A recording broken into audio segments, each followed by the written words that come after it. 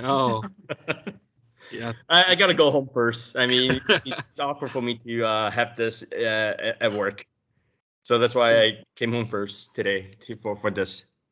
Great. Yeah. Just do you know Morgan? Morgan Zantua? I see her Hi, now. Leon. Hello. We haven't had the pleasure. Mhm. Well, I mean, I'm pretty close to campus, but haven't really visited campus that often nowadays because I guess everybody's remote. But Well, I'm no, supposed to. What's that?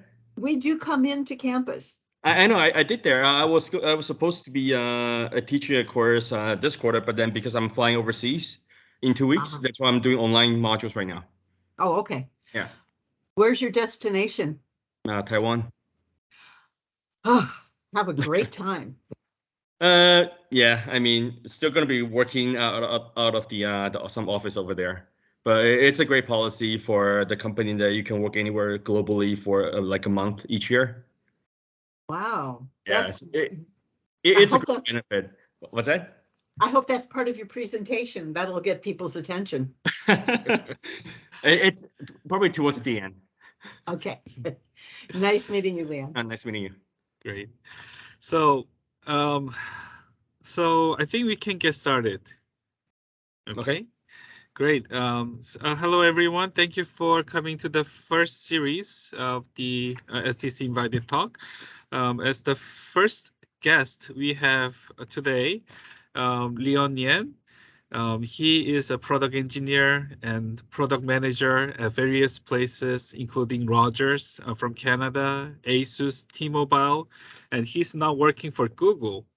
And at the same time, he is an associate faculty member at CD University of Seattle, and he has been a part of the members contributing to CDU with his knowledge, and he is also a DIT student who will be starting in a few quarters.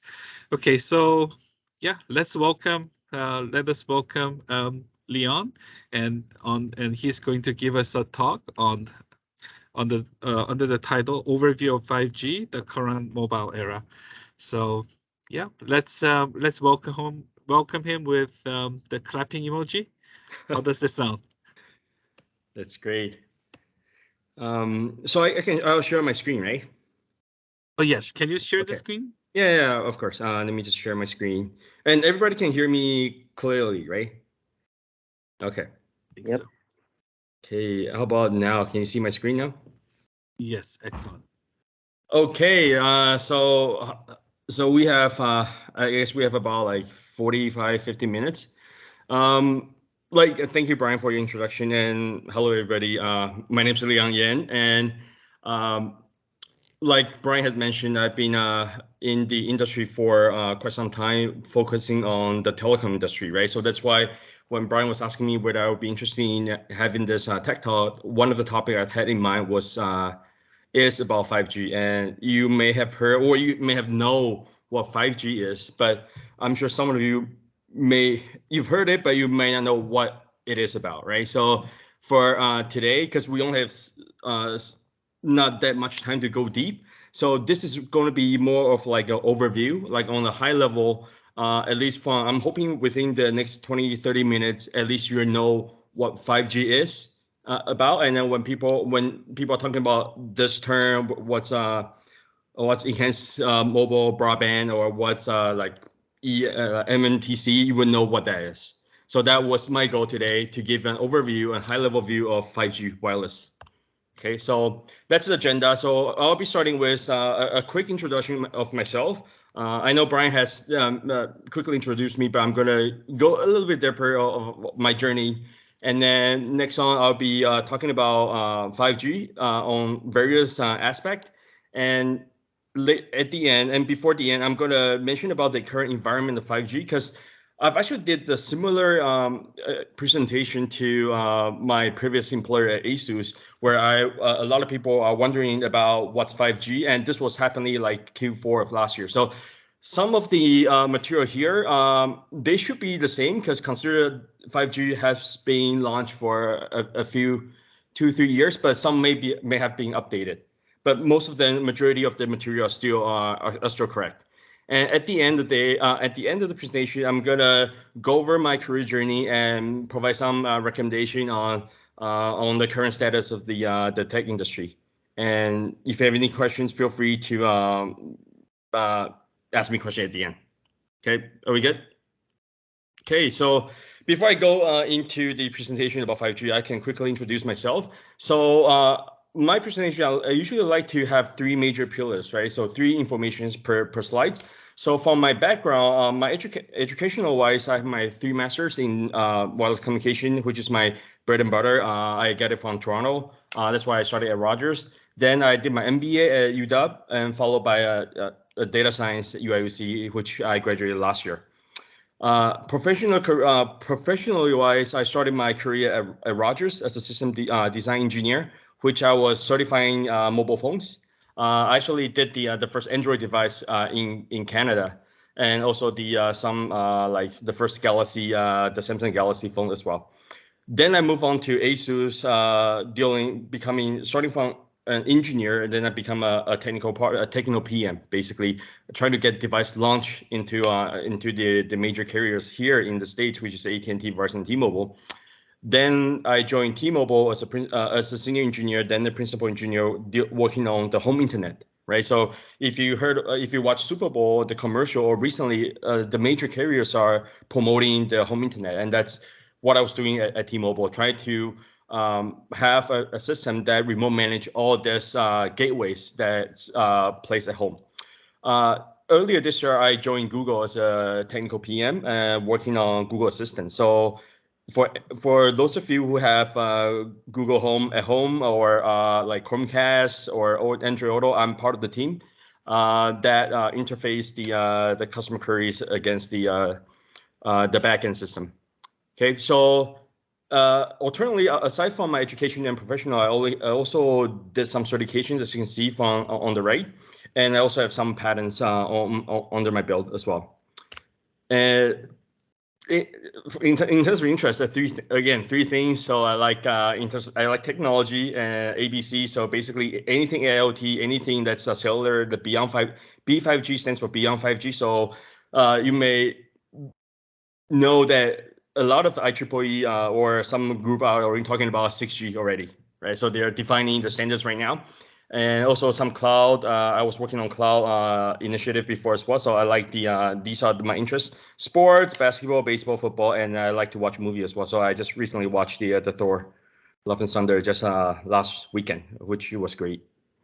Okay, so enough of myself. So I'll start by going through the 5G, right? So before we talk about 5G, you want to understand what's the what happened that led towards 5G, right? So I'll be quickly go through a quick evolution of cellular industry or history, right? So here we see the 2G, 3G, 4G, right? So 2G was GSM.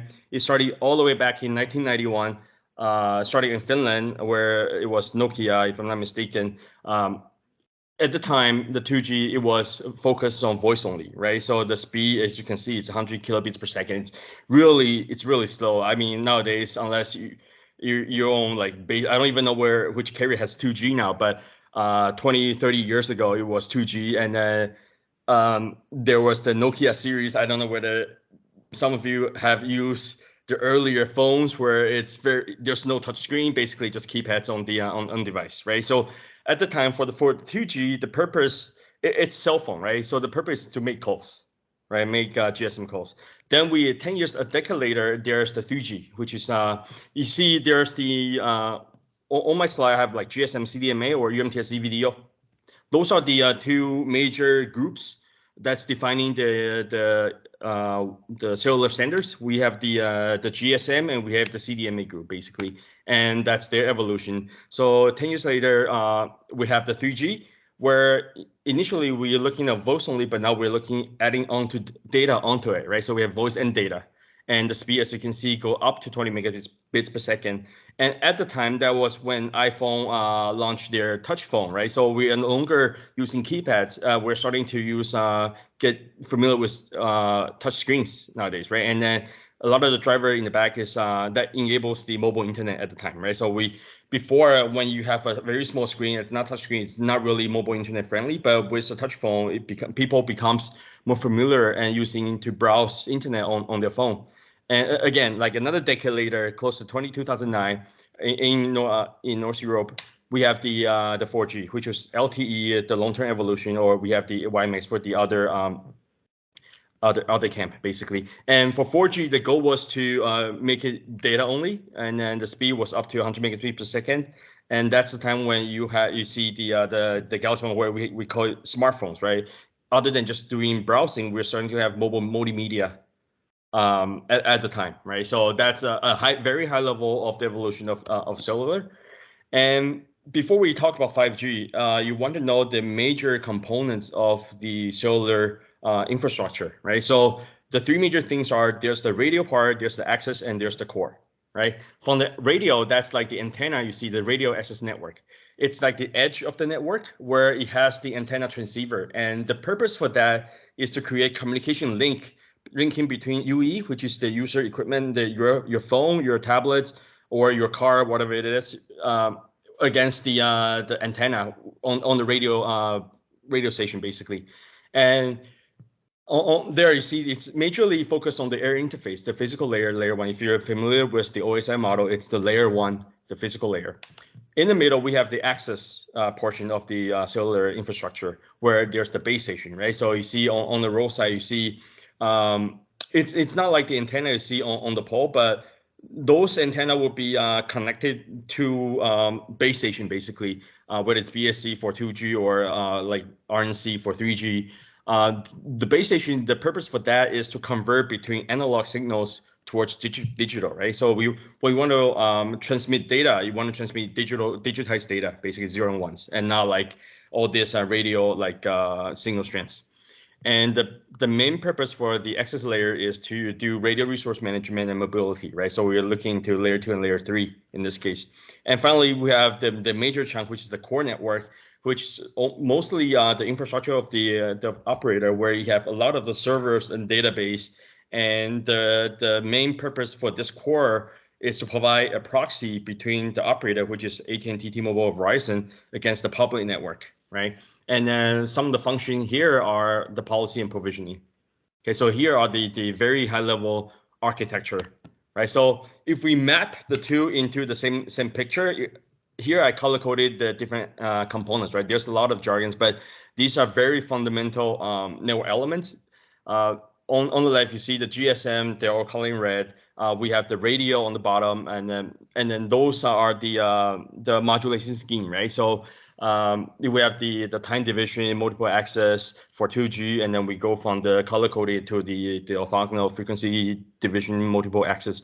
So these are from here you can see from 2G we have all these components leading towards the PSTN, the public switch telephone network, which is voice oriented, right? But starting from 3G, we're adding data onto it, right? So we have the GGSN that's connecting with the PDN, the public data network, right? But at the same time, we also connect with the HLR and also connect with the with the GMSC through HLR to make sure you can still make voice calls, especially for 911 for emergency purposes, right? And for LTE, originally the purpose was to have all data only, so that's why you have additional components that's focused on data. Especially the IMS, the IP multimedia subsystems, where you can do VoIP calls or other services, basically. So this is a very high level infrastructure of the cellular spanning across 2G, 3G, 4G. Okay. So what's new, right? So we've went through the 2G, 3G, 4G. Now we want to talk about the 5G, right? So what's 5G? So 5G, like back in 2G, 3G, 4G, we have the GSM, we have the UMTS, we have LTE for long-term evolution. And at the time for LTE, a lot of the industry were thinking about converging everything, and that's why they say long-term evolution. But in reality, it's not the case. There are way more frequency bands than you could imagine for LTE. But for 5G, the IEEE or some standard organization, I don't know who came up with the name, but NR, it's just new radio, right? So it's not next radio, it's just new radio, right? So it's called 5G NR, it's the 5G new radio. So the background is 3GPP is the major industry standard organizations that specify all the cellular standards, right? So we have different releases, and as you can see, each release is spanned across 2 years, right? So right now, if you're talking about 5G, the release started all the way back to release 15, right, which is 4 years ago. And now I think they just released release 17, but they're already working on release 18 right now. They call for idea, call for proposal, request for proposal to define the standards. So that's the 3GPP. We're looking at release 17 right now. And in terms of commercialization, globally, the first ever 5G network was from in Qatar. That back in 2018. For T-Mobile, I was actually involved in the 5G rollout. It was back in 2019. That's for US domestically. And for 5G, if you're talking about cellular, the one major characteristic is about frequency, right? Back in the days when you have GSM, you have the tri-band, you have the quad-band, right? So one thing, if you're not familiar with the frequencies, imagine if you travel from Asia, you come over to the States in the early days, you bought a phone and realize the phone doesn't work overseas because the frequency band doesn't match, right? So in order to make sure that your cell phone works, you want to make sure that the frequency that your device supports are also supported by the operator of the country you're visiting. In terms of 5G new radio, the 5G NR, there are two major frequency ranges, right? We have the FR1, which is the sub 6 gigahertz, and then it has 100 megahertz of bandwidth, and this is and a couple of kilometers mean the coverage, the radius of the cell. It could reach all the way to a couple of kilometers. At the same time, we also have range 2, the FR2. This is a very high frequency with a high bandwidth as well. But as you can see from here, instead of a couple of kilometers, the coverage only span to hundreds of meters already. So if you're familiar with the radio propagation, the higher the frequency it is, the smaller or the narrower the coverage because of the degradation of the signal, right? The higher the frequency, it's more susceptible. It can be impacted by noise quickly, right? So like all the millimeter waves, this is what you call an MM wave. It's millimeter wave. It's very high frequency, maybe in the microwave or above, but they cannot penetrate much, they cannot reach further, and they cannot penetrate deeper as well. So sometimes when you're at home or you're in an apartment, you may not be able to receive millimeter wave signals because the wall itself, the drywall itself, would just block or degrade the signal greatly. So there's good and bad, right? So high frequency, high speed, but lower coverage, smaller coverage. So this is something a lot of operators are dealing with, how to do their cellular planning around the frequency.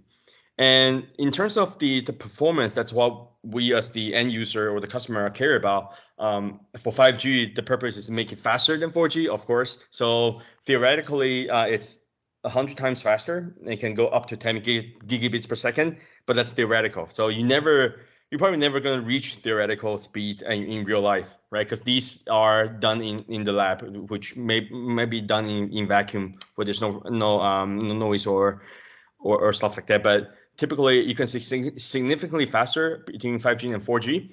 And another thing is it has to be quicker, right? The latency has to be small. So the quicker the performance is, the latency be under 1 millisecond, right? And then 50 times faster than 50 times quicker than 4G. And also it's denser, meaning supports more users, right? So it's 10 times more. So we can support up to like 1 million signal or 1 million carriers per kilometer square, right? So these are the major the high level 5G newer information right here. And this is probably the most interesting or the important slide of the talk, because we're talking about when you talk about 5G, you want to talk about the three major applications, right? We have the EMBB, so which is the enhanced mobile broadband. We have the MMTC, which is the massive machine type communications, and we have the URLLC, which is the ultra reliable and low latency communications, right? So these are the three goals for 5G. And let me go to each one of them. So for enhanced mobile broadband, the major purpose is to increase the system capacity, meaning like mentioned faster, right? So 10 gigabits per second, right? And supports better mobility and also the spectrum efficiency. So one of the use cases is called the fixed wireless access. What that is you're basically using cellular as your backhaul, and your front haul uses Wi-Fi or typical Ethernet. So it's like the home internet. So home internet, 5G home internet is one of the primary use case for T-Mobile, for Verizon nowadays. If you look at the commercial or the ads, they're promoting this. So this is one of the major 5G applications, which is the enhanced mobile broadband for fixed wireless access. Another thing is the mixed reality, right? So we're doing about AR, VR, right? But AR, VR can span the other pillar as well. But in order to support augmented reality, you need to have a faster speed to render your images, right? Both AR and VR. So that's another use case. In the middle, we have the massive machine type communication. The purpose for that is to have an extreme density, right, all the way to 1 million devices per kilometer square.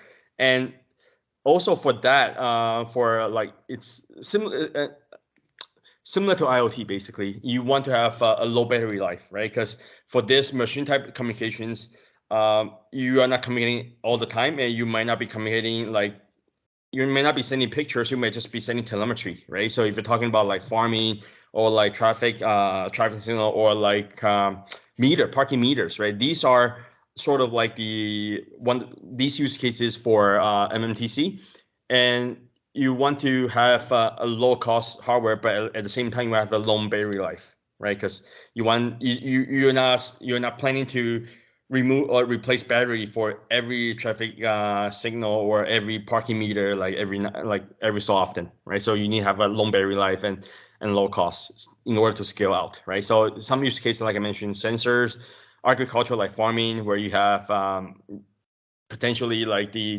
sprinkling system could use this kind of communication as well, and IoT being one of the major use case. Lastly, we have the ultra reliable and low latency communication, right? So this application, the purpose for this is to support critical missions like emergency. And the goal for that is to achieve like 6 nines reliability, right, with less than 1 millisecond response time, right? So one of the major use case for this type of application would be like autonomous vehicle, right? The self-driving, basically, right? When you do your self-driving, you want to make sure that the latency, the response of your vehicle has to be really fast, right? You're not saying, oh, I'm gonna have a 5 second response time where there's a like a pedestrian in front of you, and then you wait 5 seconds before the car makes the decision whether to dodge or stop or whatever, right? So we need to have it's a mission critical use case, and that application is under the ultra reliable and low latency communications. And healthcare being another one, right? So we have the hospital supporting like virtual doctor or even virtual surgery, right? So you want everything to be in real time. So these are the three major applications for 5G. And so for 5G, again, like for the purpose of this slide is to give you an idea of how we, from carrier's perspective, how we migrate from 4G to 5G, right? So it's hard for a carrier to just cut over, say, oh, yesterday we're 4G, today we're going to be 5G. This is a bit not possible, both financially and technically, right? So that's why we have these migration stages. So when 5G first came out, there's only the specs, right? So that's why we had the phase one, 2018. It's called the 5G NSA, non-standalone. So basically, you are using a new 5G equipment called the Geno B. G is the new generation. I don't know why they call GNB, but it's the new generation No B. Basically, you attach that to your 4G infrastructure. And 2 years later, when there are more equipment provider with more network equipment. Then we went into phase 2, which is the DSS, the dynamic spectrum sharing. Now, in addition to the Juno B, we also have the next generation core, right? So that works side by side with the Evolve packet core for LTE, and that works in parallel. And finally, in the phase 3, most likely this year or next year, most likely next year because the pandemic impact everybody's schedule.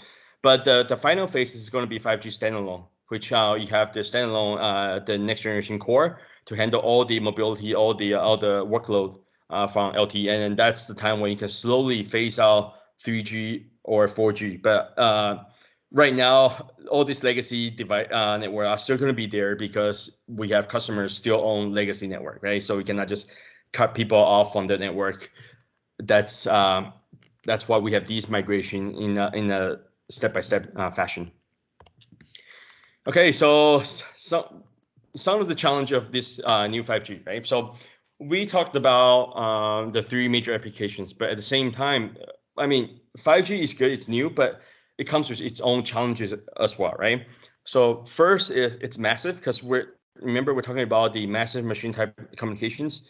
It's high frequency, it's faster, quicker, but at the same time, it's like 1 million devices per kilometer. We need to have a way to manage all these devices. So one of the possible remediations or opportunity is the private 5G, which is the private 5G like campus network, like campus 5G, right? Rather than rely on AT&T or T-Mobile to provide cellular coverage, like CDU or other like major campuses, like maybe University of California, University of Texas, University of Washington, could deploy a 5G network within within on campus, basically, to offload some of the traffic on the operator because we have more things, more subscribers going on, more massive. The second thing is the proprietary, right? You would thought 5G being an open standard, but it's not. So a lot of time it will be up to the vendor, whether it's Ericsson, whether it's Nokia, or not Huawei anymore, but mostly no, in terms of North America, it's mostly Ericsson and Nokia.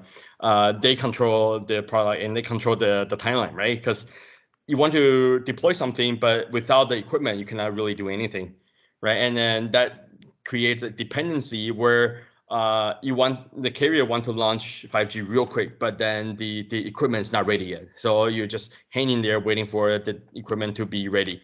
Or when there's issues happening you have to wait for vendor to come fix it, right? So that's a lot of challenges for operators, right? So one of the opportunity there is called Open RAN or ORAN. Some of you may have heard this term. It's quite popular these days, and I'm going to go a little bit more on this Open RAN later on. And finally, the synchronous, the timing issue is another challenge because we're dealing with very high frequency. We're dealing with in 5G, it was the TDD, the time division. It was duplex was introduced where it's operating on the same frequency, and one of the solutions use the precision timing. So I think I need to pick up my speed a bit more. So private 5G, this is about like you roll out 5G rather than rely on your backend or the incumbent AT&T, Verizon, T-Mobile. Basically, the corporate, or let's say maybe it's Microsoft, Google, Apple, or it's education institution like UW or some major university with large campuses where they can deploy private 5G network. And the advantage for that is it can enhance the coverage because nowadays you can deploy your own base station within the campus and you have the control. You own the data, right? You own the subscriber data. You don't have to ask T-Mobile or AT&T provide you with subscriber information for an analysis on who's on campus or whatnot. And also it's reduced cost, right? Because you can actually, that's one of them is reduced cost, meaning you don't have to pay operator that much on a monthly basis, on a subscriber basis per se. I'm just going to leave it at this. So if people have questions about private 5G, we can talk about this offline. And this is the deployment, again, similar to 4G to 5G migration. We have a different phase of deployments, right? You can go public, which is basically you're cutting a slice of network from T-Mobile or AT&T, but you only deploy the antenna within the company or campus, and those antenna basically transmit the signal through the carriers, the underlying carrier, whether it's AT&T, T-Mobile, or you can do hybrid. When I mean hybrid, it's basically you're still using the public spectrum. Public spectrum meaning the operator spectrum, right? AT&T or T-Mobile, their spectrum, but you have your own private core network. Your user data, you own the data, but because spectrum, the frequency, the licensing fee it's astronomical expensive. So sometimes rather than rent the radio, the spectrum, basically you build the core network, but you still partner with operators. Finally, it's the standalone where you own your own spectrum, you lease the spectrum from the government, or you bid the spectrum from the government, and you build your own core.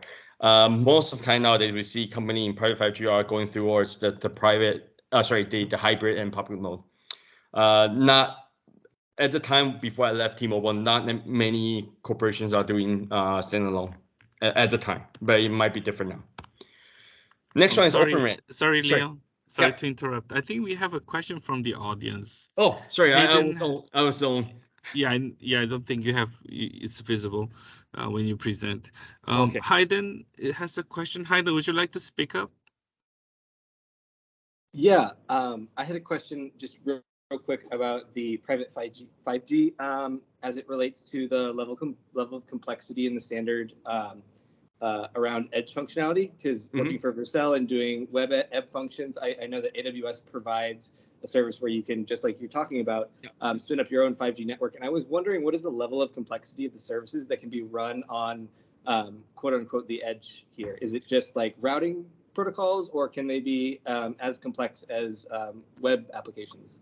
Well, I mean, it depends on how AWS roll out, right? So that one I can get you some information afterwards, because I'll send me an email afterwards, and I'll figure this out, because it's hard for me to explain everything here in a short time, because I haven't deployed, to be honest, I haven't deployed private 5G myself, right? So, but I do have colleagues from T-Mobile who's familiar with this area. So if you're interested in private 5G, we can connect afterwards, like offline, and I can share some more information about private 5G with you. Awesome, thank you. Yeah, so I can carry on with the remaining of my presentation. Is that okay with you, Hayden? Yeah, that's great. That's great. Okay. Thank you. Okay. Yeah, thank you, Leon. No problem. Yeah, so I was on the full screen mode, so it's hard for me to see you. Let me just I'll let you know. Yep. Sure. Am I back to my screen or no? Right? I have to reshare my screen. Oh, you are already sharing the screen. Oh, okay. It's just so it is not in the presentation mode though. Yeah. So here. Okay. Okay, great. So next is Open RAN, right? So when we're talking about Open RAN, most of Open RAN are categorized by three major sections, similar to the original infrastructure that we talked about, right? We have the RU, which is the radio units. We have the DU, which is the distributed unit, and we have the CU, which is called the centralized unit, right? So these are the similar analogy to the infrastructure that I presented earlier, right? So this is pretty straightforward. So next one will be the different ways of deploy Open RAN, right? So we have on the left-hand side, we have a single vendor, meaning that it's a traditional RAN. Like for example, for T-Mobile, it was either Ericsson or Nokia, right? So basically, everything's proprietary, right? From the radio resource unit, or whether it's a baseband unit or antenna, it's all controlled by the vendors, whether it's the network equipment vendor, whether it's Ericsson, Nokia, Samsung, Huawei, ZTE, these vendors, right?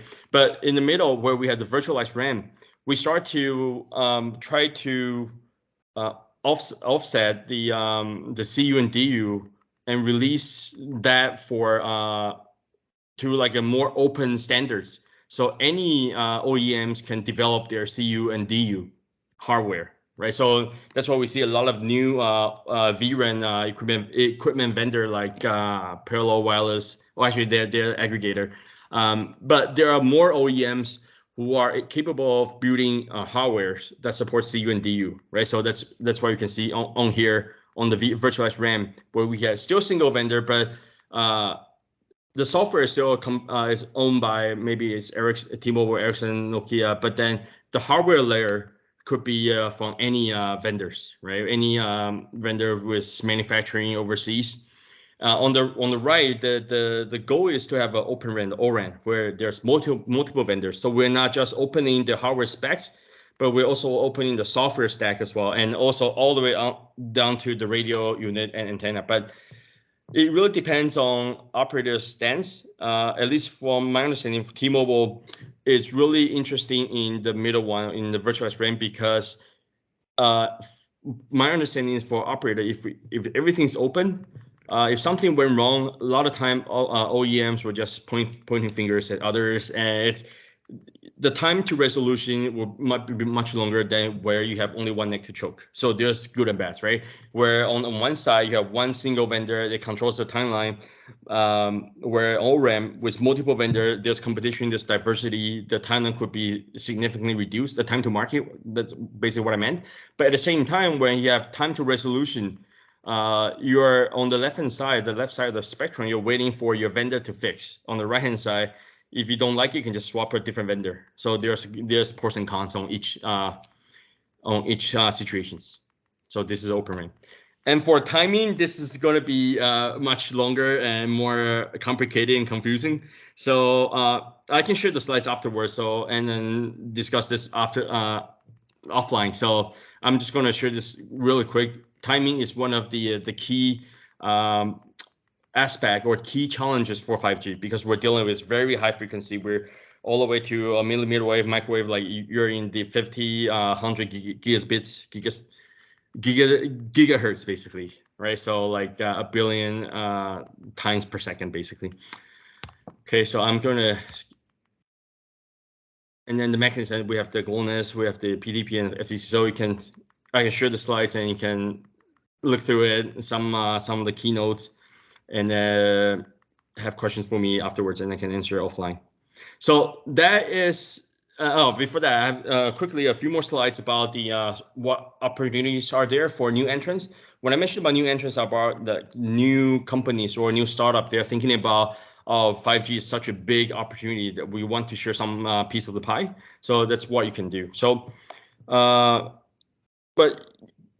to enter as an entrant for the business, right? You want to understand the environment of the 5G. So from 5G, there's like three major stakeholders, right? We have the provider. You see, there's the incumbents, like the major carriers, US, in Europe, in Asia, in APEC, and there's also the new entrant. What I mean by new entrants, they are like the ORAN provider, right? You have the Rakuten Mobile, who don't own much infrastructure, but they have they're deploying the ORAN equipments really fast, and they're using software-defined network, the SD, everything software-defined basically.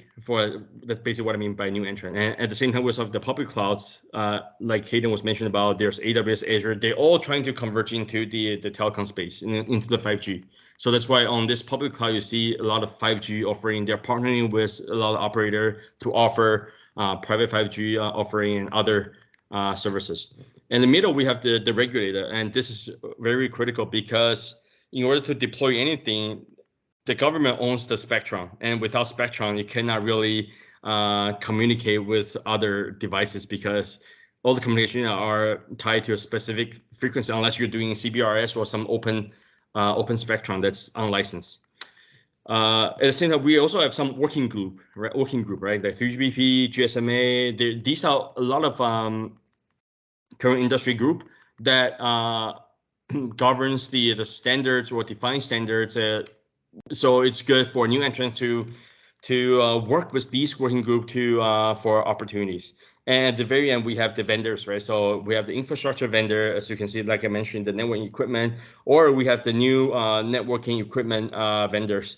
These are all new, like Mavenir, Parallel Wireless, or we have the Dell, HP. They are the server company, but then at the same time, they support all this 5G initiative, because for 5G, if you're talking about AI and high performance computing, you need servers underneath, and these are the time where data networking or server company come into play. Okay, and also for consideration as a new entrant, the three major things you want to know when working towards or trying to enter the 5G business is you want to be reliable. You want to make sure your communication, your services are reliable and it's available, durable, and it's and you have to keep your integrity high, right? Basically, timing is another challenge as well. It's you want to be flexible. So a lot of time, a lot of things can be self-optimized or auto-configure, right? And one important thing is about interoperability, because if you're talking about Open RAN, you're dealing with multiple vendors, right? So want to make sure that your device work with other vendor, whether it's backward compatibility or forward compatibility. And lastly, last but not least, it's got to be secure. You need to have a chain of trust. You want to have the security in mind, because you don't want to have any communication that's unencrypted, which is very dangerous. And if you're working on 5G, obviously a lot of time you'll be working with customer data, and those are a lot of regulation on dealing and protecting or safeguarding consumer data, right? So security is one of the major considerations when doing 5G businesses, and one of the things to deal with security is to make sure everything is up to date, like all your patches are up to date. That's the considerations. So there is my technical portion of the tech talk. Any questions, or before I move on to the next more interesting sections, I suppose. Brian, do we have any questions? Are we good? Yeah, let's find out. Thank you very much, Leon. Are there any questions for Leon? I have more. Just that will be the next section. Yeah. Okay. All right. Maybe. You want me to continue? Yeah. Would you? Okay. Would you Okay. move Sure. on? Thank you. Sure. So another aside from the technical presentation today, I'm also want to share with students about like my career journey and some advice I had throughout my careers, and some recommendation basically. Given that at this time of the year, you see on the newspaper, we just came out, maybe we're still in the pandemic, and a lot of the tech companies, I'm assuming because we're in STC, right? So I'm assuming a lot of students or people are interested in going to the tech field. So I can quickly went over my career. I'll keep it short because I know I went through this before, but I like many of you, I mean, unlike many of you, I started my education late. So I didn't start my undergrad until I turned 24. Actually, 22, right? So at 22, I started my undergrad, my year one. But at the same, because the principle after I graduated from high school, it was I didn't have any goals in mind, right? And then I was just immigrated to Vancouver, and where there's a lot of friends, and I didn't know what I was doing at the time. When I hit 22, I realized I need to pick it up, right? Because I cannot just fool around anymore. So I start to study, and I went to UVic, Victoria. That's where you can see. Actually, I was 24. So then once I finished, I did, because at the time I'm already pretty much one of the oldest people in my class, in my cohort. So I went to speed up, and I actually did my internship, because at the time internship wasn't really I wouldn't say popular, but common. But as an engineer, as an engineering degree from UVic, you need to have like a co-op or intern to graduate. So for my internship, I actually went to Japan for my 1 year internship, and after that, I came back for my master's in Toronto, University in Toronto, doing wireless communication. So I actually pivot from a computer engineering background to electrical engineering, and you may think it's similar, but it's totally different, because coming from I was coding VHDL very low. Then I start to look at statistics, right? Because all the communication are probability, like all the stochastic processes. So it's quite tough at the time.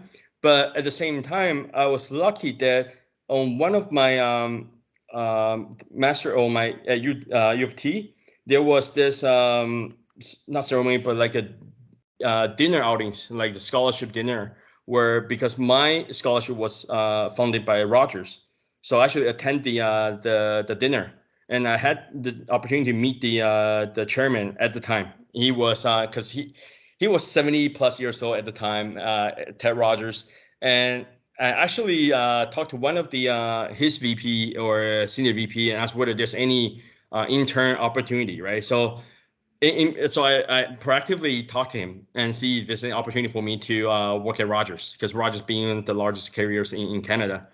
So with that, he had his secretary contact me later on. So I was lucky that a few weeks later I started to work at Rogers, where I started doing my master's. Right. So that's how I joined Rogers, because there was not necessarily a connection, but I actually reached out, attend the event, which not many of my peers did, but I did attend the event and I did try to sell myself, right? Promote myself basically to the executive, and that's how I get the very first technical industry job at Rogers. So after Rogers, I thought about I should be being an engineer for 5 years. I'm thinking about maybe it's time for me to think about something else. I've been a technical person for 5 years, including plus all the engineering degree. Maybe I should start thinking about business, right? Like I know how things are done, but I want to know why we want to get things done, why we want to design this stuff. So I was looking at MBA, right? But I didn't have the chance to do my MBA because at the same time I was looking for an MBA part time, but I had to work full time in the day. So that's how I joined ASUS in California. But knowing it's an Asian OEM, so sometimes when you're working for Asian OEM, you have to deal with time zone differences, and basically you have no time for other things but other than work, because you're dealing with multiple time zones, right? So then after 2 years, I joined T-Mobile, because T-Mobile being one of my customers that I deal with, so I had a connection within T-Mobile, and that's why when I apply, I was able to get into T-Mobile and then do my back to engineer at T-Mobile, and then that's at the same time where I can leverage company resources to do my studies, and that's when I did my MBA and also my data science. And recently, the journey I went to Google is kind of different, because I didn't really apply for Google this time around, but I did a year ago. So when I rejoined ASUS, as you can see on my slide, I rejoined as a director level. It's within 2 weeks, actually, Google recruiter reached out to me and asked if I'm interested in a TPM role that they have open. And I didn't apply for that role at the time, but she said I had applied before. So she was wondering whether I'm interested. She doesn't know I started just a new job, but that's another thing that when you do something, sometimes you never know what happened later on, right? So that's how I got into Google, and through a few months, everybody knows Google has a long time recruiting period, and that's how I joined Google about 2 months ago. So my advice, I know we only have 12 minutes left. My advice is the three things. So 3Ps, I call it 3Ps, right? So you want to be proactive, right? You want to create opportunities. You want to join professional groups if you can. I mean, if you have time and time, yeah, if you have enough time, and you want to do volunteer works, right? So you never know who you would meet when you're volunteering. The same thing as social events, right? Like my example, when I went to a social event, I actually get to meet the executive for Rogers, and I proactively sell myself, and that's how I get the job at Rogers, my first ever job in my career. And another thing is you want to plan ahead, right? So you always want to have a 3 to 5 year goal in your mind. You always want to know what you're trying to do, a long term and short term. And so that's why another thing is you want to update your resume like often. And I'm going to show quickly some of my evolution of my resume, not cellular, but my resume. The second thing is you want to be persistent, right? You never give up, because think about it, nobody's always lucky, right? Sometimes you gotta fail. Failure is common, but the important thing is you learn from your mistake. So I'll be honest, I've been to pretty much every fan, like the technical virtual loop, but it's very tiresome, and it's very high pressure going through interviews, especially to these companies where there are millions of competitions, right? But one thing you want to know is you want to learn from, if first time didn't make it, that's fine. You just want to know what you've done wrong, and you want to make sure you don't make the same mistake again. So it's interesting that I have prepared so much for my previous interview, but for this Google one, I actually didn't prepare much. I'm like, okay, I have a new job. I might as well just try it because it's Google. And because of this mindset, and I did have did some preparation, but because this less pressure and you learn from what you've done before, you don't do the same mistake again. That's how I got it this time around. So it was kind of a bit of a persistent because I just keep on trying. And lastly, you want to be passionate, right? So two things: you want to do what you love. You want to do, especially when you're in school, you want to learn the subject that you're interested in, if you could, right? So if you do something you love, you have instant gratifications, right? But at the same time, you also want to do when you go out. When you graduate, you want to start working. You want to do what you know. What I mean by do what you know is you want to choose a career path that you feel comfortable. Obviously, if you can feel passionate, that's even better. But at least you want to go through a career that you know what you're doing, right? So that gives you instant satisfaction. So these are the three P's that you usually tell my friends, my mentees, and students. Well, always want to be proactive, persistent, and passionate. So let me just share my resume. As you can see from the screen, this is the evolution of my resume. So on the very left, that's my first ever resume that I had made with Microsoft Word. Right, as you can see, it's very blank. It's very blah. And you find a file name, you see the resume version 1. So at the time, I only say, oh, this is version 1. I'm going to keep editing different versions. But in the middle, that's 10 years later, a decade later, I already started working at Rogers.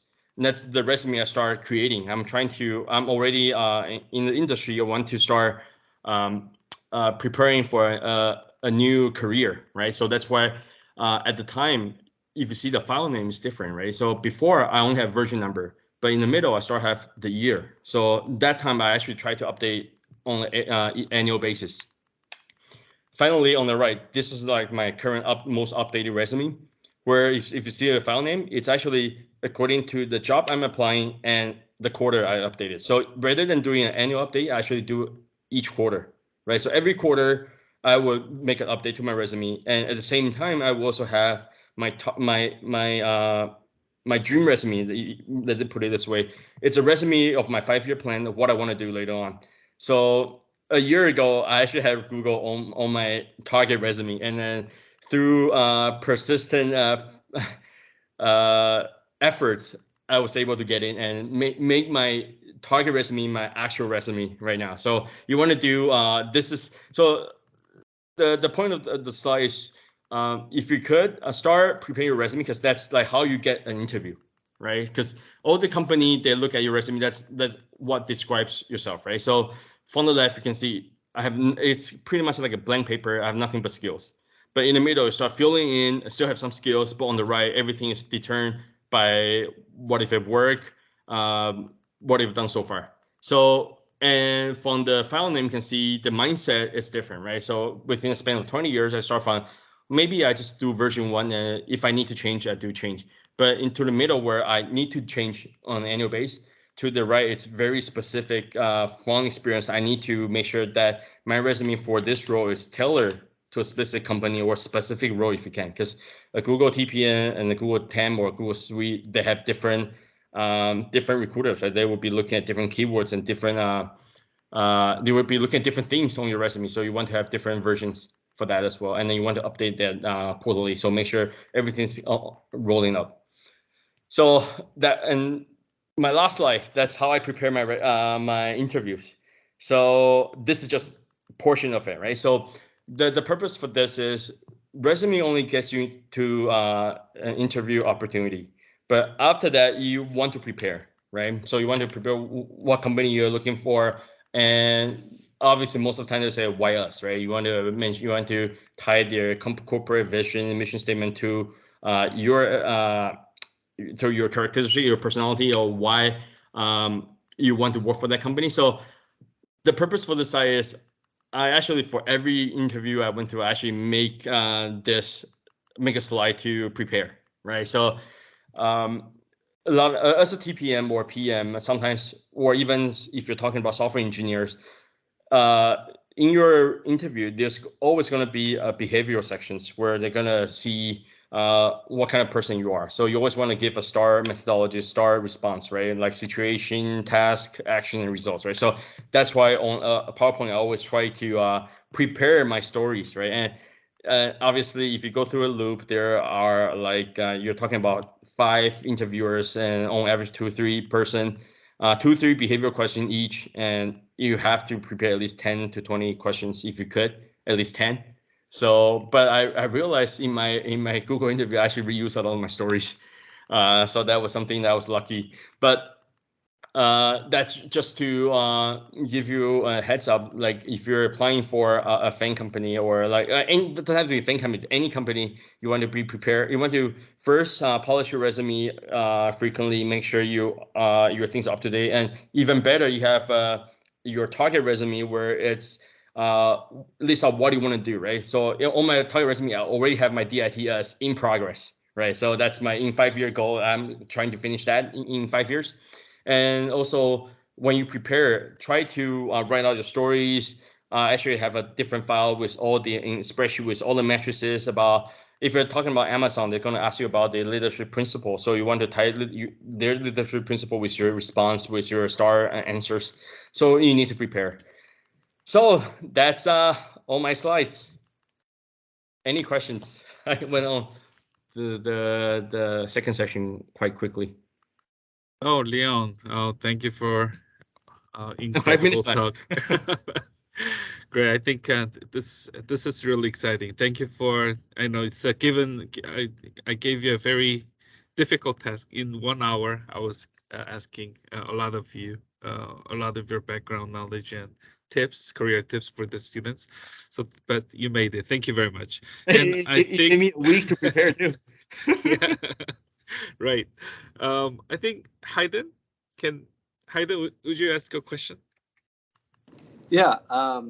With the interview at Google, I don't know specifically for your position how it went, but when I did it, it was over 3 months. And I'm wondering if you hadn't gotten hired, would you feel that it was worth it going through the 3 to 6 month process of almost daily interactions, working on take-home projects and interview stuff?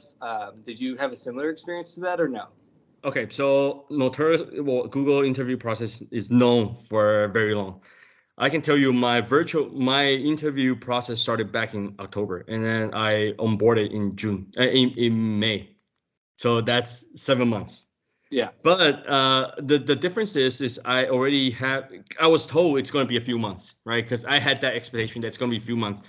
And at the same time, I just started a new job at ASUS, right? So my mindset was actually, sure, let's try it. It's like, unlike the first time around where that was my focus, right? So 3 months, you get ghosted by the recruiter and you feel really frustrated, right? And then, but that at the same time, you want to keep good relationship with the recruiter, right? So that opportunity, even though that's 3-4 months, in the end with no hire, a year later or maybe a few months later, that's another opportunity that she came back to me, right? And then the second time around, I was able to get hired. So if you ask me whether it's worth it the first time around, right now I would say it's worth it because I know how the first one I was actually I was flown to Mountain View for the on-site, right? But nowadays it's all virtual now. So, but it was. I mean, I get to visit Bay Area for free. That was, but now it's virtual loop. Any opportunity, any interview loop is always going to be an opportunity for you, or maybe later on the recruiter will come back to you again. You never know. I mean, that was my experience basically, especially for Google. But like I said, I've been to Meta interview. I've been to Microsoft, Apple, and Amazon. I'll give it to Amazon. They're really fast.